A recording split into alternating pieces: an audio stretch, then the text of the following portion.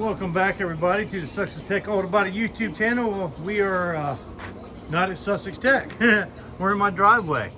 And this 66 Comet was featured in several videos over the last year and a half. My students, the first video series in this thing, this car had hit a deer, and a student named Alicio, he just graduated. He painted the front end, and then the owner didn't have it back anytime, and there was an accident that messed this door up really bad.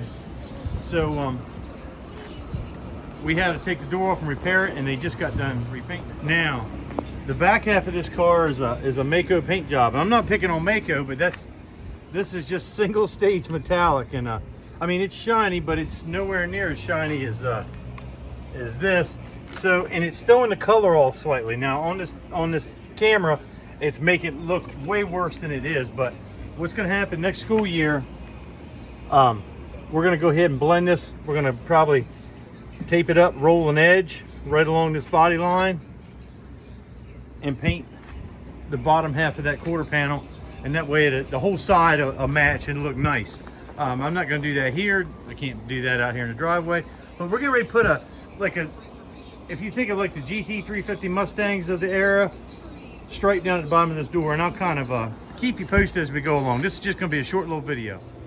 All right, I put a piece of 1/8 inch fine line all the way down the side of this car. All that's doing is serving a guide for the rest of my stripe.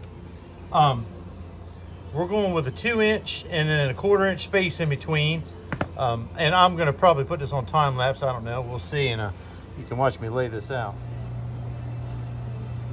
I'm going to start out with my 1/4 inch. I'm going to lay it right on top of this 1/8 inch stripe.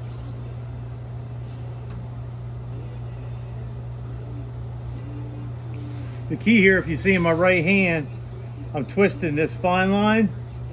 That's turning the tape up on its edge and helps me lay it right on top, or right on the edge of the 1/8 inch.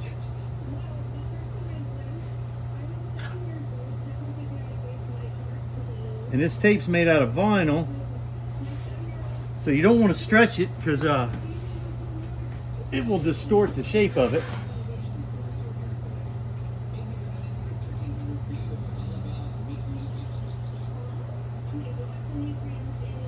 It's summertime now, and hope all my students are enjoying their summer break. We've only been on break.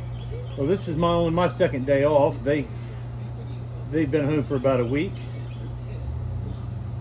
so I hope they're doing well.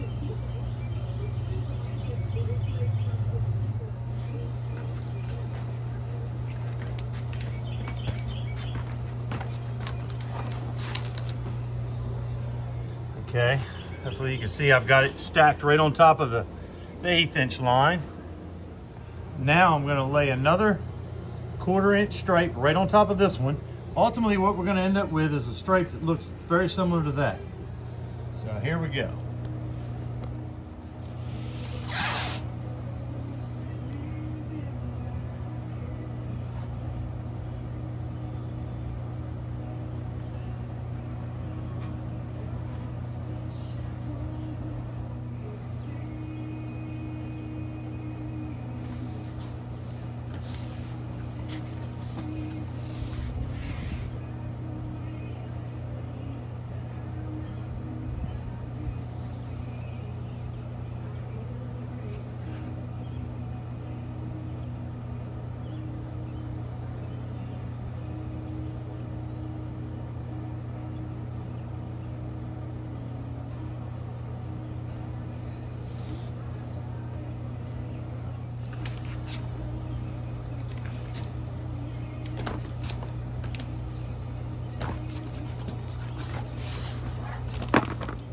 Now you can see I got 3 of them stacked on top of one another.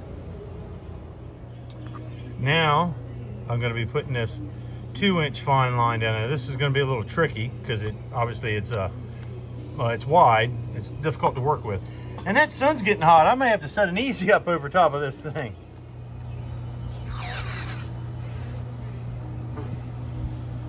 with the heat, it softens up this vinyl. And I gotta be careful, as wide as this is, that when I unroll it, it doesn't stretch.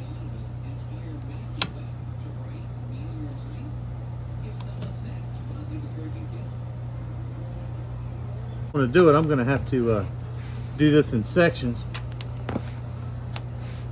because of the shape of this fender. It's not flat.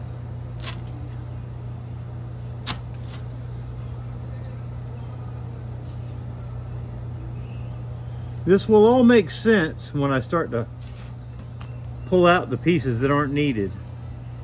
It can be a little difficult to follow. Basically, in a nutshell, this stripe that I'm putting on now is only serving as a spacer for the rest of the stripe. So it's not imperative that I get it perfect. It's just got to be straight.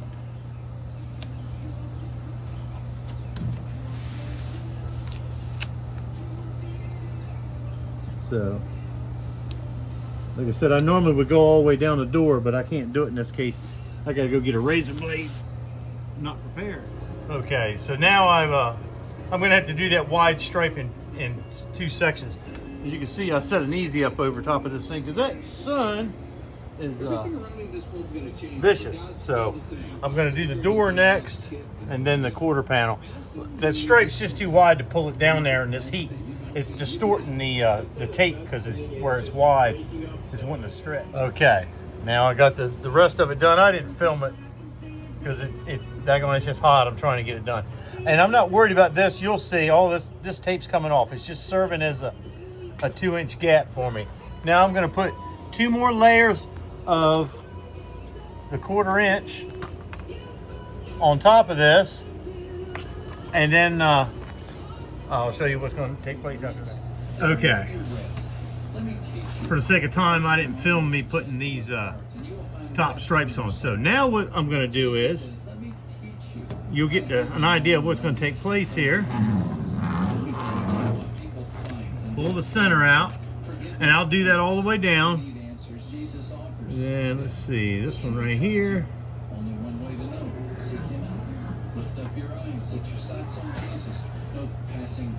Okay. And until you spot his face, then set your sights on him, and you'll find the only one in order. This is Max. Now the reason, if you notice, this bottom stripe is smaller. That's only so that I have a little bit of the green at the bottom of the door, and I didn't want a 1/4 inch worth of green, or the color of this car, whatever color you want to call this, blue, teal, whatever. I want that at the bottom of the door. So that's why that's there. It makes no difference that it's an 1/8 inch. You'll see what's going to take place. All right, now I've ran 3/4 inch tape around the fine line. I've taped up the jams. It's kind of hard to tell in there. And I've given ourselves a nice cut off straight edge right there inside the wheel well there. Now I've got to do the same thing to the other side. Okay, this is the other side before we started, obviously, just like the other, but I'm not going to film any of this side. I think you got the picture from the other. Now, I'm going to take a red scuff pad here, and I'm going to scuff in the direction of my stripe because I don't want to mess up this. The vinyl tape gives me a real crisp edge.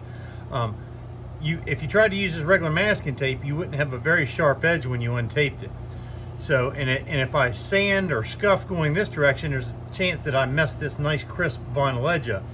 So I'm going to do a real nice job scuffing. I'm pressing down really hard, scuffing all the shine off of this stripe section.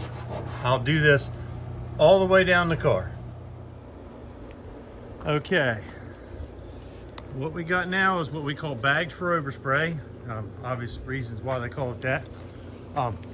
And obviously I got my easy up over top, but keep it out of the sun.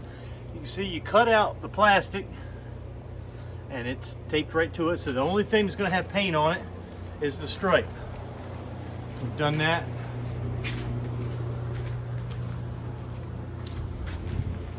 all the way around. So now it's time for me to mix up some paint and get to work. Okay, I'm getting ready to tack this thing off with a tack rag, and I'm getting ready to spray it. I got the paint mixed up. Little fun fact, this is an Iwata spray gun.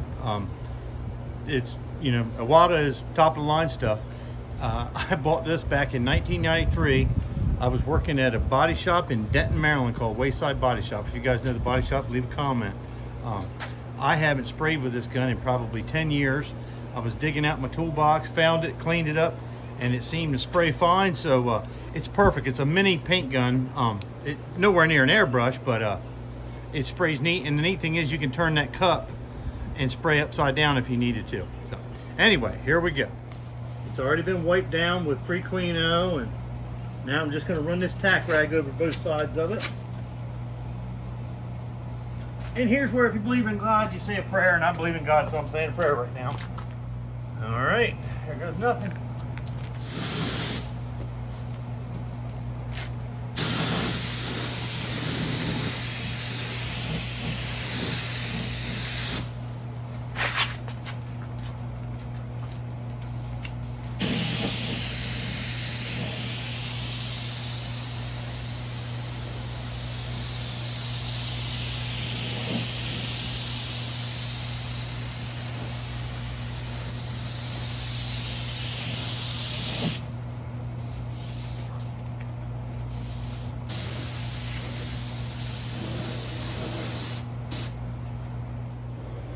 Okay, it's been just shy of 10 minutes, and it's really warm out here today, so it's ready for another coat.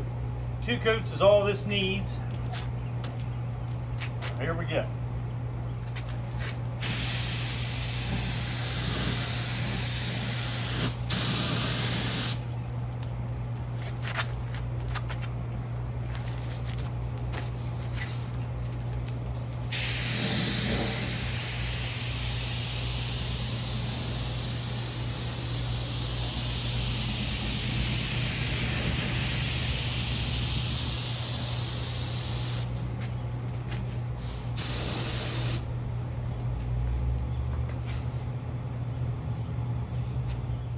Okay, we got the stripe on both sides. Now, for the great reveal, let's see if I can get this thing set up so you can watch this. Gotta be careful when taping it. See how I'm pulling back at an angle? This paint's dry, but you can still pull it off because it's not totally cured.